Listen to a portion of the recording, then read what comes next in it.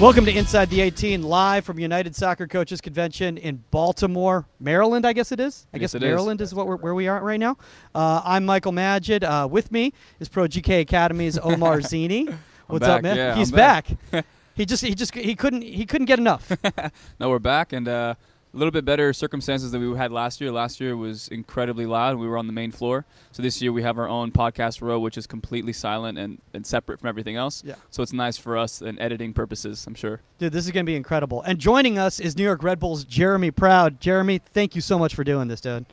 I appreciate you having me on. I listened to the podcast and have enjoyed it. I'm happy to be here. Yeah, we're excited to have you here, guys. Remember, everybody out there who's not here in Maryland right now, we want to make sure that you guys are rating, reviewing, and subscribing.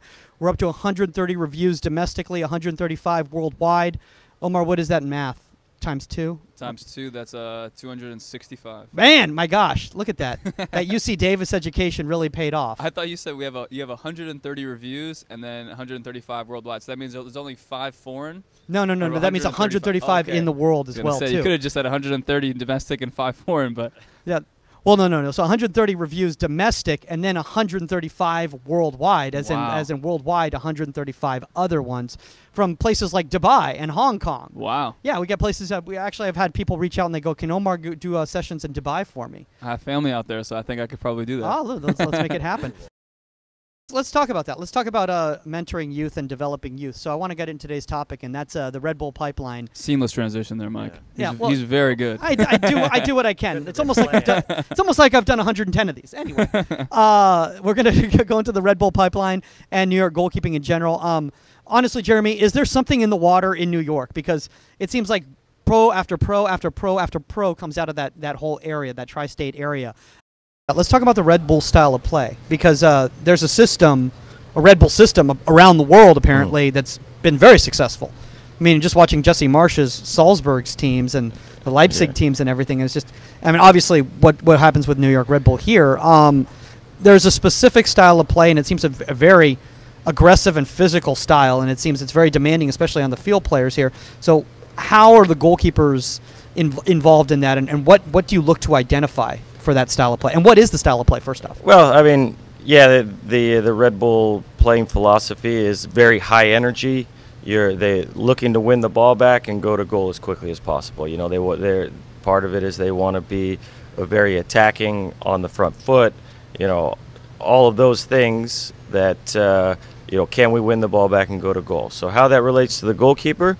If our team is in the attacking half, okay, so now the goalkeeper is dealing with a lot of space, okay, and one of the things that I've been working a lot on is finding the best spots for the goalkeepers to be in certain areas. And when I was on the DFB course, I was talking to the director and I asked him a question: do you have specific areas you expect the goalkeeper to be when the ball is in certain areas? And he said yes and no. He said there's typically a minimum and maximum, and he used Manuel Neuer as an example. He said, well, he covers a lot of space, but he also has a pretty deep starting position.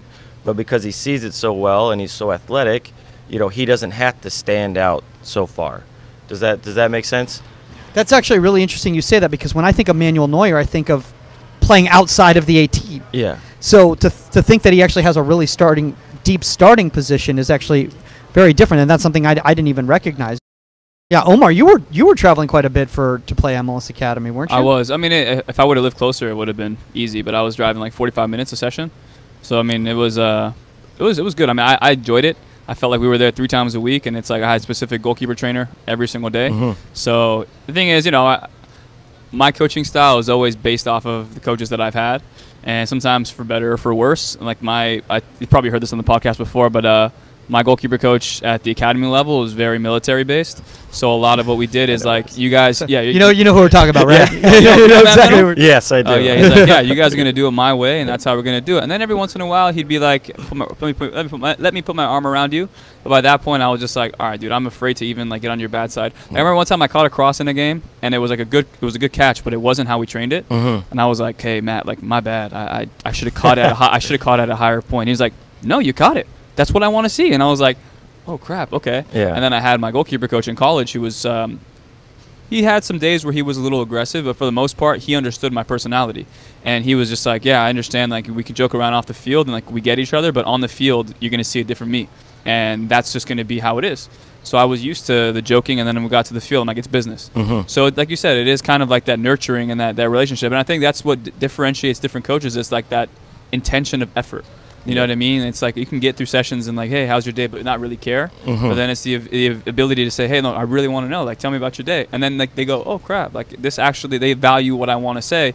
And then like when they actually, you offer them, hey, give me feedback of what you thought with the session. Then they want to give you more. And then that value of the relationship is like really, heightened. I mean, look, one thing is that, by the way, this is actually hilarious. Is like, it was reminding me of, I got a review.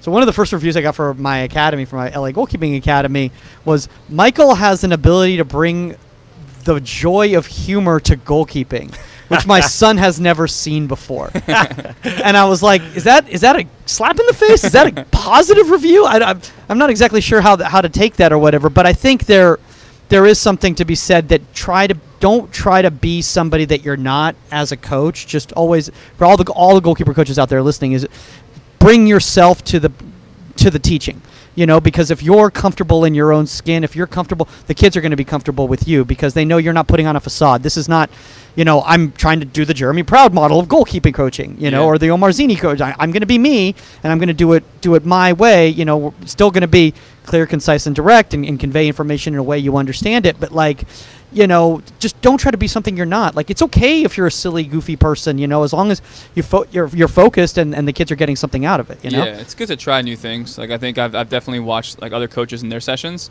and sometimes they're a little bit more, not aggressive, but, like, maybe because what they're doing is, like, a workshop, so they're always, giving constant feedback. And then sometimes I feel like, oh, I'm reverting back to my old ways where I give constant feedback, and before you have time to let something kind of come in and absorb, the next thing is happening, and I'm telling you again. Because you're so smart, dude. You're just so smart. You're just no, but we do it. We've done it enough. We all, yeah, but like, we all do. We all overcoach. Yeah, but we've seen. I think we've seen so much, and like I'm saying, like I think that's why I meant. Again, a lot of my points will always come back to what I mean. So when I was talking to you about the different communication, is like you see these kids way more often than I would a private session. So for you, it's like you said, you get to know them and you say, okay, who can actually take in this information in stride, and who am I going to have to be more patient with? Yeah. And do you feel like there are certain goalkeepers who you're like, hey, maybe today is not the day that I say anything too negative, or like I'm going to save this, keep it in my back pocket, and use it another time. So do you feel like that's, like you said, you change it up for every goalkeeper? Yeah, I mean, I try, and this is something I've had to learn over the years. I was very much, when I first started coaching, this is how I was trained, and we're just going to do it this way. And then, there's early college days, there was kids that I lost. Like, they didn't love it the way they did when they came in. And some of them it resonated with, and they were all about it. They had that same mentality. So, do you lose talent because your personality is overbearing for some kids? So I've had to learn how to make sure that I communicate effectively with the goalkeepers I'm working with, and we could be it's like you do a session, and we could be doing basic shot stopping like the session we're going to do tomorrow. The technical points that the three of us, we could all be doing the same thing, but you could really need to work on your set. Maybe your body shape, and for me it's, well, I end up setting a little bit too close to the ball. Whatever it is, we could all be doing the same session, but what you need out of that session could be very different. And I think it's the same with when you're communicating with kids. I want to talk about this real quickly, and then I want to talk about your session tomorrow as well too. But I want to talk about traditional club youth setting versus the academy setting. We were talking about seriousness versus goofy and that sort of thing. Is the setting different at the academy than it is at a traditional youth club? Yeah, I mean there is at the MLS club there's a high expectation that you're going to develop players to continue to progress, and then hopefully get opportunities to move up to the professional level. And and how they get there, whether it's straight from high school, or if they go from high school to MLS, or they go high school to USL, or the high school. Then they got to spend a couple years in college or 4 years, and then they come back because they've been playing with our USL2, PDL, whatever the name is now. So many. It's so funny because how they're like USL2. It's like it's PDL. It's still like It's college hard- it's guys hard to playing lose in the that. summertime. Yeah. Like, let's be honest. You It's know, so it's summer league. yeah, I actually just lost my train of thought. No, So I that's was just okay. like, Sorry. where did I go with that? No, it's all good. Dude, trust me, this is actually really straightforward. You should see us day 4. It's Yeah, I gonna can be only like- imagine what oh you guys my are. God. Oh, it's I gonna be think, like so. to kind of build off that Yeah. answer, I think it's a lot has to do with obviously the system, but I think the personality of the coach. Like, I think, I've spoken to I say Phil all the time because I've spent the most time with him. But like, I asked him, like, hey, who are your favorite coaches in like the industry? He'll tell me his favorite coaches, and he'll just say there's a reason why I'm saying it. It's because I can tell that there's a determination for them to like do the dirty work and do the work that's gonna get their goalkeepers maybe not in 1 week, but in a month, that kind of like foresight of seeing, okay, this probably film session may not do anything for them today because maybe they're kind of like distraught from school or whatever, and they had a bad session or a bad game, but over the course of the month, I'm going to keep seeing it through, and this is what's going to get them to that point. So, like, I'm sure, like, for you, it's about just taking pride in your work, and I think that's the difference. Not that I'm saying that other coaches don't do it, but I think at, like, the high school or club level, whatever, sometimes it's difficult because they don't feel that connection with their goalkeepers because they're not with them every single day. So it's more of like, okay, I'm going to come in, do my session, see you later. Because you're not getting paid for that extra work. Well, no, it's true, and in regards to the vertical integration, in regards to actually with the team, like at the club level, the traditional club, American club for our listeners overseas, is you kind of go and you work with goalkeepers from all the different teams, different age groups, and then you kind of go home, and a lot of them don't watch the games and they don't talk to the team coaches, so they're kind of really just doing glorified private sessions. Really, is what they're doing. Yeah, so I mean, it's critical that I have a relationship with the coaches as well, that we can give each other feedback, because I don't get to, as much as I'd love to, be involved in every single team session. That one guy, 6 teams, 7 teams. It's impossible, yeah. So, I try to make sure that I take time each week, that I get time when they're with their team. So that's critical. Now, we have our 19s. They train in the day, so now I get to really make sure that how we're going to incorporate the goalkeepers into the team session, and those conversations happen well before training. What's it look like this week?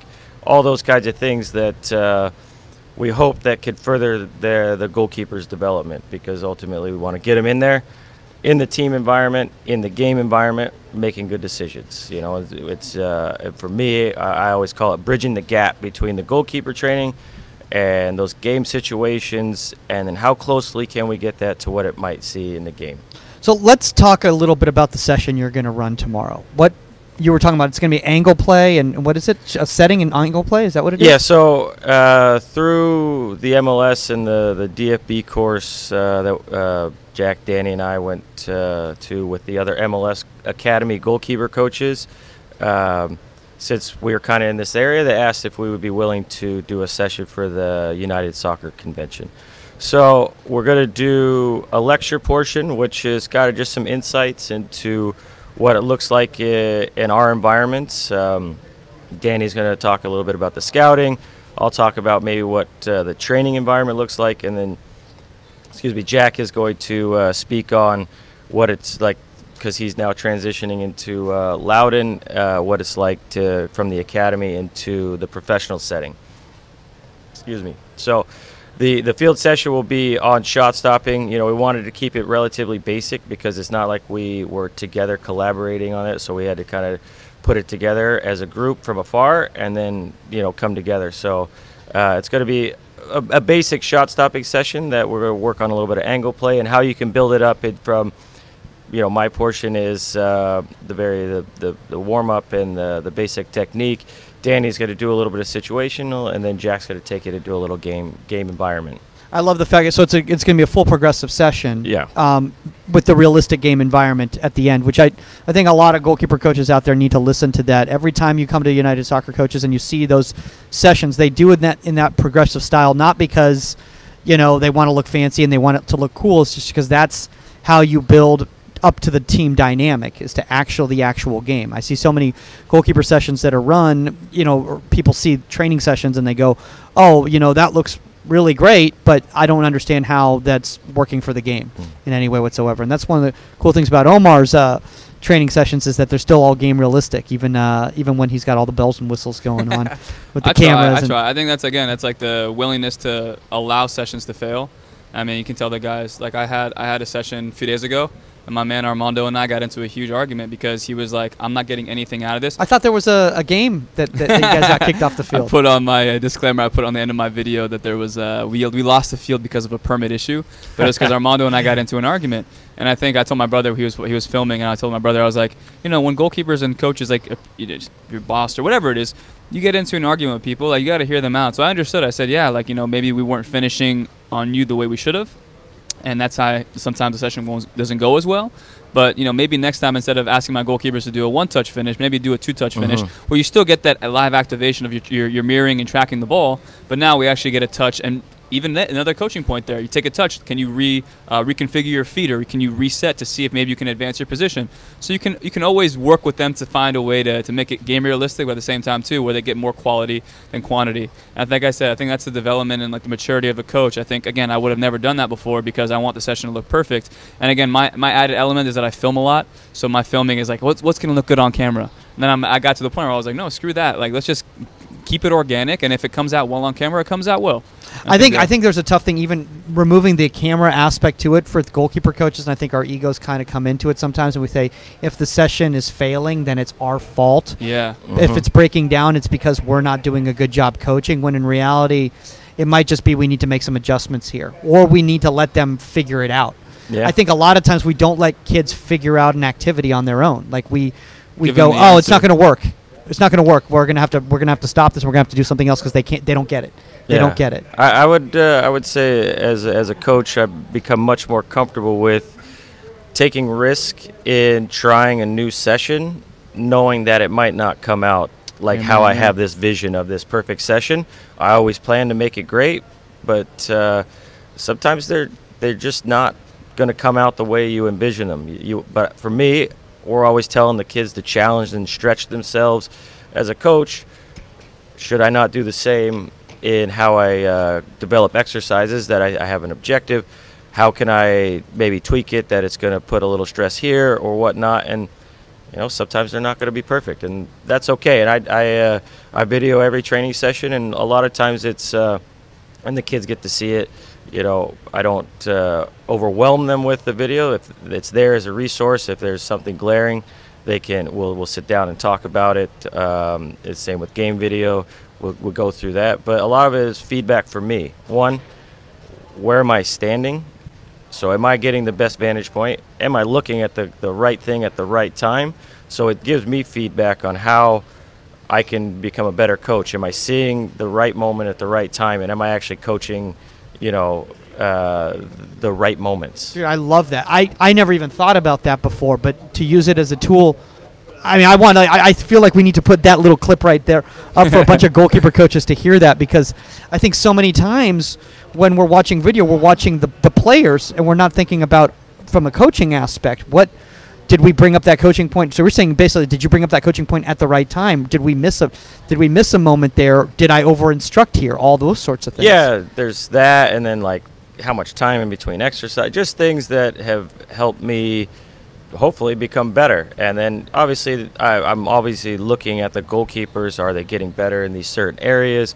But the video will give you a lot of feedback if you're looking for it. It's not like I'm going to the session, wow, he's not doing this right, he's not doing that right. It's like, okay, did I set up an environment for them to do it right? Yeah. So let's talk about service. I'll say one more thing. Sure, I think like, to build on that point is like perfect, because I think that's the allow your goalkeepers to kind of like, it's just creating an environment and like a system there where it's okay to fail. And I think that's the biggest point that I've learned recently is, again, not over coaching, but like filming the session and then let them mess up. I tell Armando all the time, I'm like, bro, I'm going to teach you or give you as much information as I possibly can from the videos that we've watched.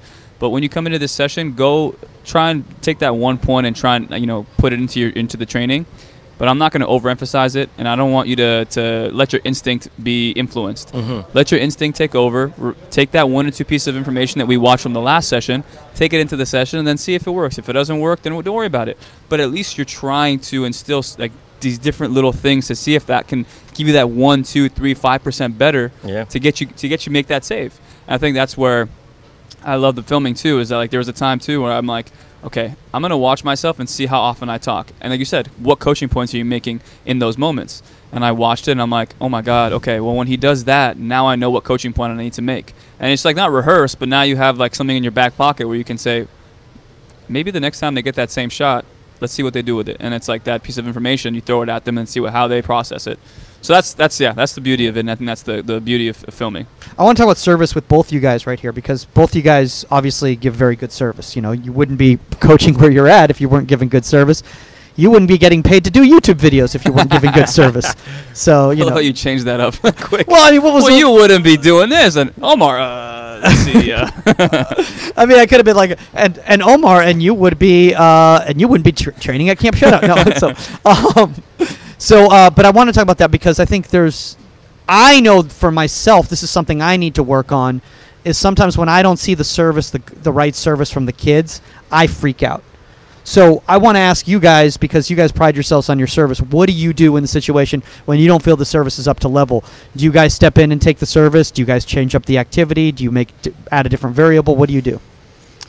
So there's specific times where I will do service if it's absolutely necessary. The times when I had the opportunity to work with the first team, you got to make sure your service is on point, right? You're Dude, do those guys? I've heard some stories about some pros when the service isn't right, they freak out. Actually, they were great. Okay, I was. Cool.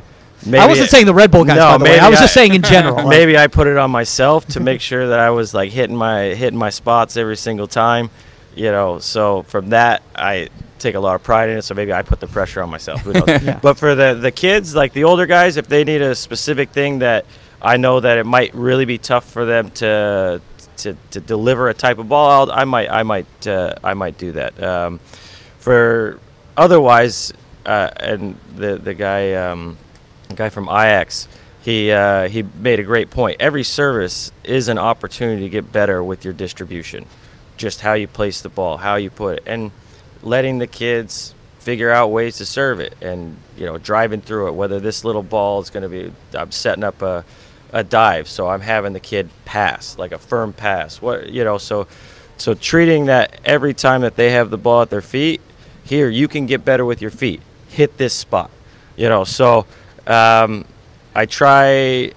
might make modifications if, hey, just take a couple steps back, right? Step in a little bit closer.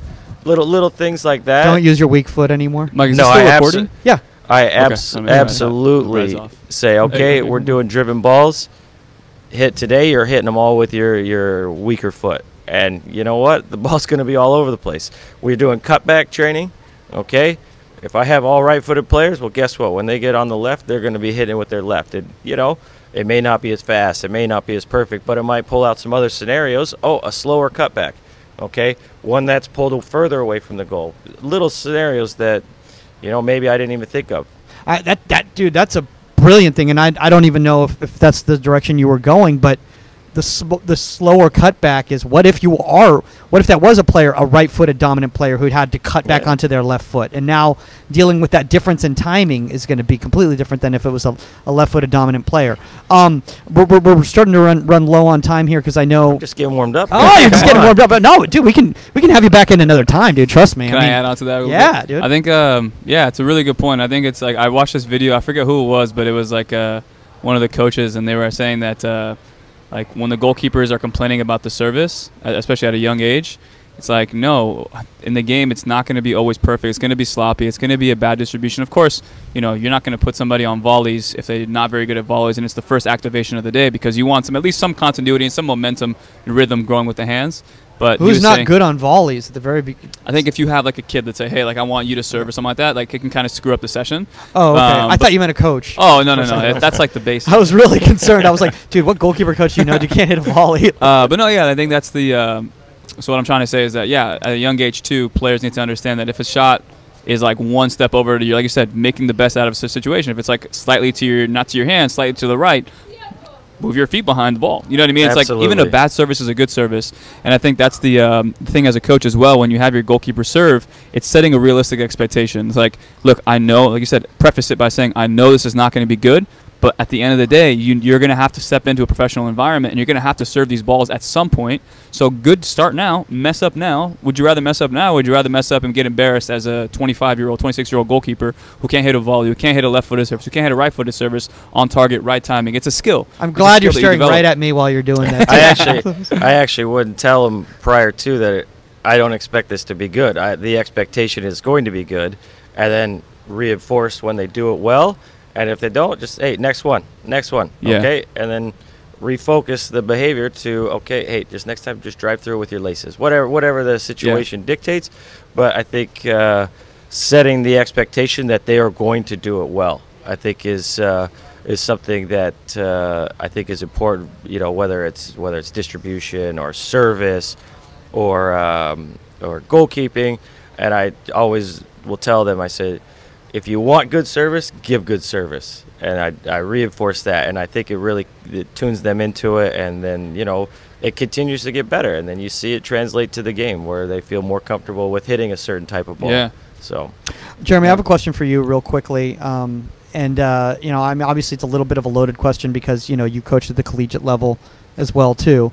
But what are your thoughts on the college game and for goalkeepers specifically? I know a lot of field players are bypassing college and going straight to the pro. They're going the homegrown route. If they're of an elite level, you're obviously working in an academy professional structure now where you're trying to develop players for the first team. Where does the college game fit into the goalkeeping development system really today? I think, you know, it's going to sound like I'm going to sit on the fence, and I kind of prefaced it earlier when we were talking about some of the kids. It's like they don't mature soccer-wise, emotionally, socially, all at the same rate. So what is best for them?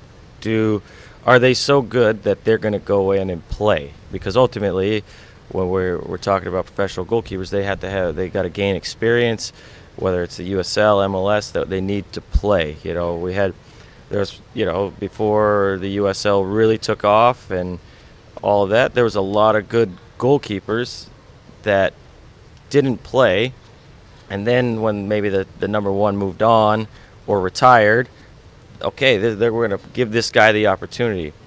But really, maybe he didn't have the game experience to win, because, you know, you get to the pros, they're expecting to win games, get shutouts, make plays.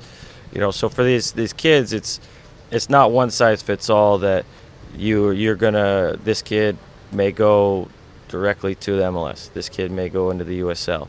This kid might go to college 4 years, 5 years if he redshirts, and then he's been playing with us in the summer, so he gets to train with the 23s and Red Bull 2.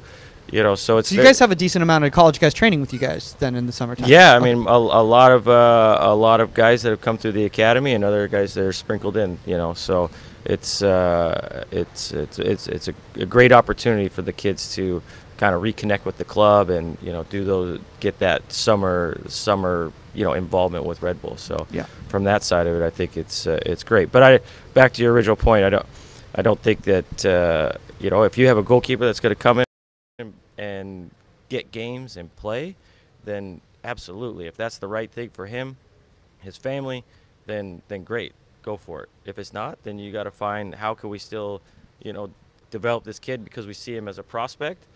What is his best path? I think Omar and we were talking about this yesterday, and we actually started joking about it because one of us made a comment that and started realizing that actually what they were saying actually was kind of the outlier as opposed to the norm, which was basically that, you know, it's very rare, and you only hear about the very elite. You know, we go, oh, so and so's playing, but they're 19 and they're 20 or whatever.